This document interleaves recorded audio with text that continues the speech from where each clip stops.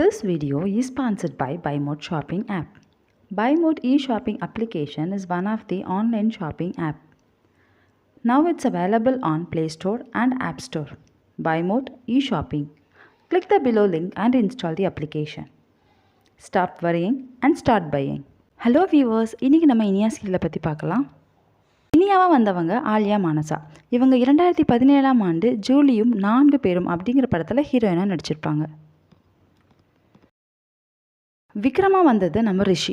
இவங்க 2008ஆம் ஆண்டு தொடக்கம் அப்படிங்கிற படத்தில் நடிச்சிருக்காங்க. பட் அது ரொம்ப ஃபேமஸ் ஆகலை. 2009ஆம் ஆண்டு ஆனந்த தாண்டவம் படத்தில் தமன்னாக்கு ஹஸ்பண்டாக வந்திருப்பாங்க. நம்ம ஹீரோவோட அப்பாவாக வந்த நல்ல சிவம் எல் ராஜா. இவர் 1986ஆம் ஆண்டு வெளிவந்த விக்ரம் படத்தில் ஒரு கேரக்டர் பண்ணியிருப்பார். அதே மாதிரி 90ஆம் ஆண்டு வந்த புது வாரிசு அப்படிங்கிற படத்தில் மேனேஜராக ஒர்க் பண்ணியிருப்பார். சின்ன கேரக்டரில் பண்ணிட்டு இருந்த இவர் 2008ஆம் ஆண்டு முனியாண்டி விலங்கியல் 3ஆம் ஆண்டு அப்படிங்கிற படத்தில் ஹீரோயினோட அப்பாவாக லாங் ரோல் பண்ணியிருப்பார். ஹீரோவோட அம்மாவாக வந்தது கௌரி நம்ம பிரவீனா. இவங்க 1992ஆம் ஆண்டு வெளிவந்த கௌரி அப்படிங்கிற படத்தில் சைல்டு ஆர்டிஸ்ட்டாக வந்திருப்பாங்க. 1997ஆம் ஆண்டு மலையாளத்தில் வெளிவந்த களியூஞ்சல் அப்படிங்கிற படத்தில் இவங்க ஒரு ரோல் பண்ணியிருப்பாங்க. நம்ம இனியாவோட அம்மாவாக வந்தவங்க உமா பத்மநாபன். இவங்க 1998ஆம் ஆண்டு உன்னிடத்தில் என்னை கொடுத்தேன் அப்படிங்கிற படத்தில் ஒரு இன்டர்வியூவராக வந்திருப்பாங்க. நம்ம இனியாவுக்கு ஃபாதராக வந்தவங்க சந்தான பாரதி. இவர் 1978ஆம் ஆண்டு வெளிவந்த இளமை ஊஞ்சல் ஆடுகிறது அப்படிங்கிற படத்தில் ஒரு சின்ன ரோல் பண்ணியிருப்பார். அசிஸ்டன்ட் டைரக்டராக இருந்து சின்ன ரோல் பண்ண இவர் விஜயகாந்த் நடித்த உள்ளத்தில் நல்ல உள்ளம் அப்படிங்கிற படத்தில் ஒரு ஃபாதர் ரோல் பண்ணியிருப்பார். இவர் ஃபேமஸான படம் எதுன்னு பார்த்தீங்கன்னா நம்ம கரகாட்டக்காரனில் மெயின் வில்லனாக வந்திருப்பார். இனியாவோட ஃப்ரெண்ட் சூர்யாவோட அம்மாவாக ஃபஸ்ட்டு வந்தவங்க ஸ்ரீரஞ்சனி. இவங்க 2000ஆம் ஆண்டு வெளிவந்த அலைப்பாயுதே அப்படிங்கிற படத்தில் மாதவனுக்கு அண்ணியாக நடிச்சிருப்பாங்க. சூர்யாவோட அம்மாவாக 2ஆவதாக வந்தது காயத்ரி பிரியா. இவங்க 2001ஆம் ஆண்டு வெளிவந்த லிட்டில் ஹார்ட்ஸ் அப்படிங்கிற ஒரு தெலுங்கு படத்தில் நடிச்சிருப்பாங்க.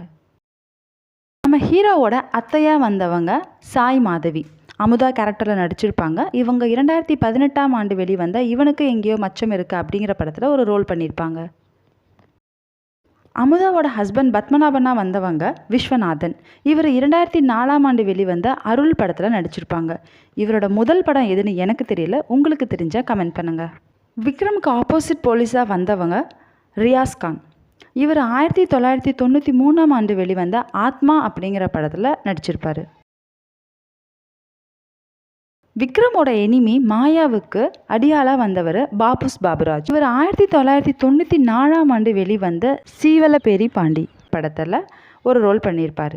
விக்ரமோட எனிமி கண்ணாயிரம் அப்படிங்கிறவரோட பையனாக வந்தவங்க அப்சல் ஹமீத். இவங்க 2023ஆம் ஆண்டு வெளிவந்த N4 அப்படிங்கிற படத்தில் மெயின் ரோல் பண்ணியிருப்பார். இனியா சீரியலில் ஸ்பெஷல் அப்பியரன்ஸ் கொடுத்தவங்களை பற்றி இப்போ பார்க்க போகிறோம். இதில் பெரிய ஆட்சியாக வந்தவங்க நம்ம வடிவுக்கரசி அம்மா. இவங்க 1978ஆம் ஆண்டு வெளிவந்த சிகப்பு ரோஜாக்கள் அப்படிங்கிற படத்தில் ஒரு ரோல் பண்ணியிருப்பாங்க. நம்ம ஸ்பெஷல் அப்பியரன்ஸில் மங்கம்மாவாக வந்தவங்க ஸ்ரீலேகா ராஜேந்திரன்.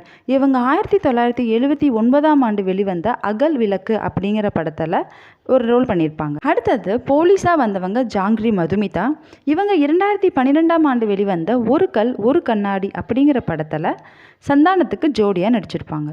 ஜெயிலில் இனியாவை காப்பாற்ற புல்லட் புஷ்பாவாக வந்தவங்க காஜல் பசுபதி. இவங்க 2004ஆம் ஆண்டு வெளிவந்த வசூல் ராஜா அப்படிங்கிற படத்தில் ஒரு நர்ஸாக வந்திருப்பாங்க. இந்த மாதிரி உங்களுக்கு பிடிச்ச சீரியல் ஆக்டர்ஸை பற்றி தெரிஞ்சுக்கணும்னு நினச்சிங்கன்னா உங்களுக்கு பிடிச்ச சீரியல் எதுங்கிறத கமெண்ட் பண்ணுங்கள். அந்த இன்ஃபர்மேஷனை நான் உங்களுக்கு தரேன். Bye bye.